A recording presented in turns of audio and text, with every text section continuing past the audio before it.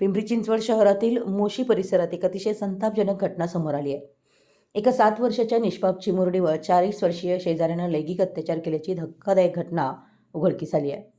या प्रकरणी MIDC Bhosari police ठाण्यात गुन्हा दाखल करण्यात आला असून संपूर्ण परिसरातून संताप व्यक्त होतोय. मोशी येथील विनायकनगर शिवशंभू कॉलनीमध्ये ही धक्कादायक घटना घडली. या प्रकरणात फिर्यादीच्या आईने दिलेल्या तक्रारीवरून रामू कुंजल निसाद वय 40 या आरोपीला पोलिसांनी गुन्हा दाखल करून बेड्या ठोकल्यात. राम कुंजल निसाद यानं 2 एप्रिलला सायंकाळी 8:30 वाजण्याच्या सुमारास पीडित मुलीला आपल्या खोलीत बोलवलं, तिच्यावर लैंगिक अत्याचार केले, तसेच कोणालाही सांगितल्यास तिला जीवे मारण्याची धमकी दिली. धक्कादायक बाब म्हणजे 3 एप्रिलला सकाळी पुन्हा आरोपीने पीडितेला आपल्या खोलीत बोलावून अश्लील चाळे करण्यास सुरुवात केली. पुणे प्रतिनिधी, मराठी यस न्यूज.